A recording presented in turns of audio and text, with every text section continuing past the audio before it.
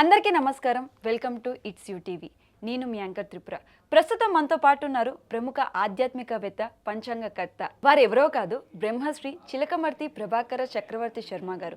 వారితో మాట్లాడి 2026 పంచాంగం ప్రకారం ద్వాదశ రాశుల వారికి ఏ విధంగా ఉందో తెలుసుకునే ప్రయత్నం చేద్దాం. నమస్తే గురువుగారు. నమస్కారం అమ్మా. ముందుగా మేషరాశి వారికి ఈ సంవత్సరం ఏ విధంగా ఉంది గురువుగారు?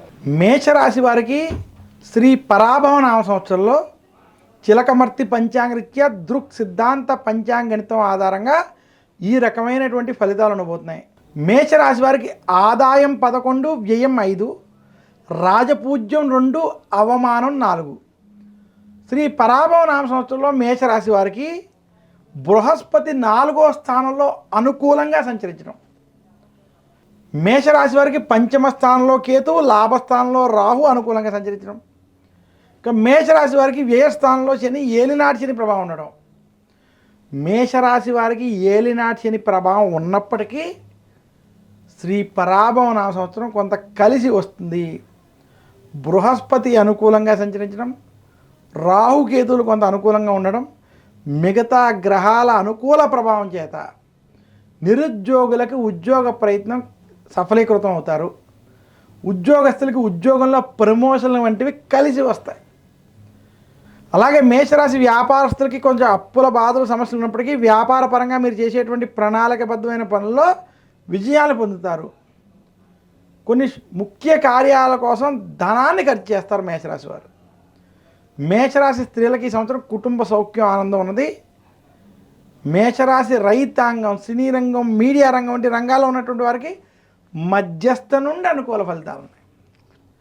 అలాగే మేషరాశి విద్యార్థులకి ఈ సంవత్సరం కలిసి వస్తుంది. విదేశీ ప్రయత్నాల కోసం మీరు చేసే ప్రయత్నాల్లో కొంత సఫలీకృతం అవుతారు. మొత్తం మీద శ్రీ పరాభవ నామ సంవత్సరం ఏలినాటి శని ప్రభావం ఉన్నప్పటికీ మేషరాశికి మార్పు తెచ్చి శుభ ఫలితాల వైపు తీసుకెళ్లే సంవత్సరంగా మనం చూడాలి. మేషరాశి వారు శ్రీ పరాభవ నామ సంవత్సరంలో మరింత శుభ ఫలితాలు పొందడానికి ఈ పరిహారాలు పాటించాలి. మేషరాశి వారు దశరథ ప్రోక్త శని స్తోత్రం వంటి స్తోత్రాన్ని పారాయణ చేయండి. ఓం నమః కృష్ణాయ నీలాయ శిఖంఠ నిభాయ చ నమః కాలాగ్ని రూపాయ కృతాంతాయ చ వై నమః అనేటువంటి దశరథ ప్రోక్త శని స్తోత్రాన్ని పారాయణం చేయడం, గురు దక్షిణామూర్తి స్తోత్రాన్ని పారాయణం చేయడం, మందపల్లి, తిరునల్లార్, శని సింగాపూర్ వంటి శని క్షేత్రాన్ని దర్శించండి.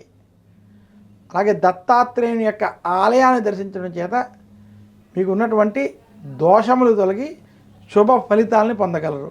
గురువుగారు, ఈ ఉగాది సందర్భంగా ఏ రాశుల వారికి బాగుంది గురువుగారు? చాలా చక్కటి ప్రశ్నమ్మ.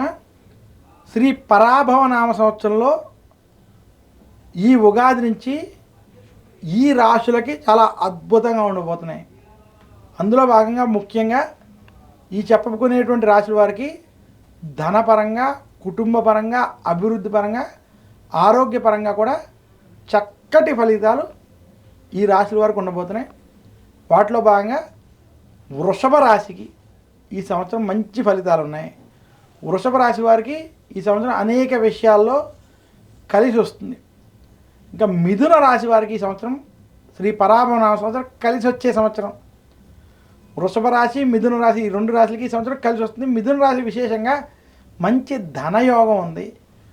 కుటుంబంలో కొంచెం ఆనందం వంటివి వారికి ఈ సంవత్సరం కలగబోతున్నాయి. అలాగే ఈ సంవత్సరం కన్యా రాశి వారికి బాగుంటుంది. కన్యా రాశి వారికి కీర్తి, ధనం వంటివి కలిసి వస్తాయి. శుభకార్యాల వంటి వాటిలో పాల్గొంటారు. తులారాశి వారికి ఈ సంవత్సరం బాగుంటుంది. తులారాశి ఉద్యోగస్తులకి ఈ సంవత్సరం కొంచెం కలిసి వస్తుంది. ప్రమోషన్ వంటివి వాళ్ళు ఆశించవచ్చు. వృశ్చిక రాశికి కూడా ఈ సంవత్సరం బాగుంది. ఎందుకంటే వృశ్చిక రాశి వారికి భాగ్యంలో గురుడు అనుకూలంగా ఉండడం చేత కొన్ని సంవత్సరాలుగా ఇబ్బందులు ఏవైతే పడుతున్నారో బయటపడి వృశ్చిక రాశి వారు శుభ ఫలితాలు పొందుతారు. శుభకార్యాలు వంటివి జరుగుతాయి వృశ్చిక రాశి వారికి.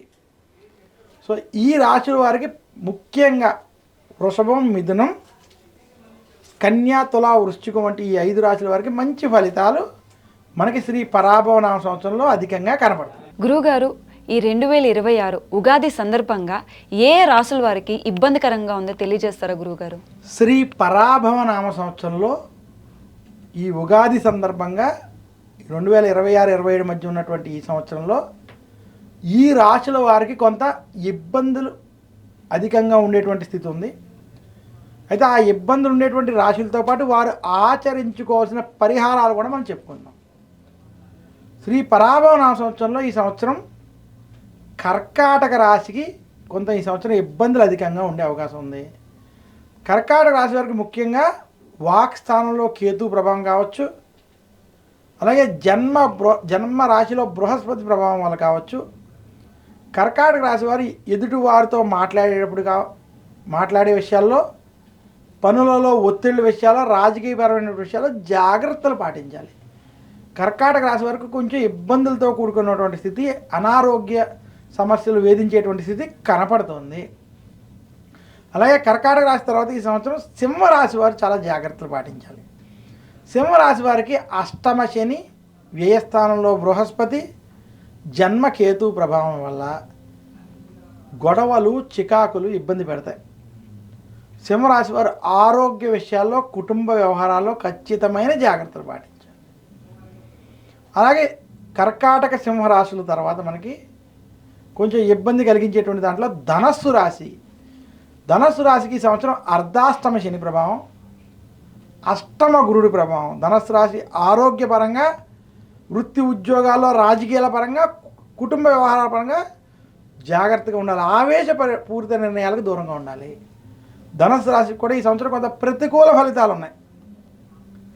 ఇంకా ఇది కాకుండా మనకి ఈ సంవత్సరం మకర రాశికి, కుంభరాశికి కూడా కొంత ప్రతికూల ఫలితాలు ఉన్నాయి. అయితే మకర రాశికి మధ్యస్థ ఫలితాలు ఉన్నాయి. ఎందుకంటే వారికి రాహుకేతు ప్రభావం వల్ల గొడవలకి కొంచెం దూరంగా ఉండాలి. ఎదుటి వారితో మాట్లాడేటప్పుడు జాగ్రత్తగా వ్యవహరించాలి. ఇంకా కుంభరాశి వారు ఈ సంవత్సరం చాలా జాగ్రత్తలు పాటించాలి. కుంభరాశి వారికి ఏలినాటి శని అంత్య భాగం, శత్రుస్థానంలో బృహస్పతి వల్ల శత్రుపీడ, ఏడుపులు వంటివి కొంత ఇబ్బంది పెట్టే అవకాశం కుంభరాశికి ఉంది. అందులో ఇప్పుడు చెప్పుకున్నటువంటి కర్కాటక సింహరాశులు, ధనస్సు రాశి, మకర కుంభరాశుల వారు కొంచెం ఈ సంవత్సరం జాగ్రత్తగా ఉండాలి. మరి వారు దీనికి ఆచరించవలసిన పరిహారాలు ఏంటంటే ఈ రాశుల వారు నిత్యం గురు దక్షిణామూర్తి స్తోత్రాన్ని పఠించడం, దక్షిణామూర్తి దత్తాత్రేయ ఆలయ దర్శనాలు చేయడం, దశరథ ప్రోక్త శని స్తోత్రాన్ని, నల చరిత్రని పఠించడం, మందపల్లి, తిరునల్లారు, శని సింగాపూర్ వంటి శని క్షేత్రాలు దర్శించడం, అవకాశం ఉంటే తిరుపతి వెంకటేశ్వర స్వామిని దర్శించడం లేదా పూజించడం వంటివి చేయడం. ఈ పరిహారాలు పాటించడం చేత వారికి ఉన్నటువంటి జాతక దోషాలు కొంత తొలగి, గ్రహ దోషాలు తొలగి శుభ ఫలితాలు పొందగలరు. గురువుగారు, ధనం పరంగా అంటే డబ్బుల పరంగా ఏ రాశులకి కలిసి వస్తుంది గురువుగారు? చాలా చక్కటి ప్రశ్న అడిగామమ్మా. ఈరోజు చాలామంది ధనం కోసమే చూస్తున్నారు కాబట్టి, అయితే ఆర్థిక పరంగా, ధనపరంగా కొంచెం ఏ రాశులకి ఈ సంవత్సరం కలిసి వస్తుంది, వారి వృద్ధి పదంలోకి వెళ్ళేటువంటి రాశులు ఏమన్నా చూద్దాం. ఈ సంవత్సరం శ్రీ పరాభవ నామ సంవత్సరంలో మిథున రాశికి ధనస్థానంలో బృహస్పతి సంచరించడం చేత మిథున రాశి వారికి ఈ సంవత్సరం ధనపరంగా బాగా కలిసి వస్తుంది. మీరు ఈ సంవత్సరం రియల్ ఎస్టేట్ కావచ్చు, బంగారం కావచ్చు, వేటిలైనా పెట్టుబడులు అవి పెట్టినా, లేదా సేవింగ్స్ పరంగా మీరు చేసేటువంటి ప్రయత్నంలో మిథున రాశి వారికి ఈ సంవత్సరం కలిసి రాబోతుంది.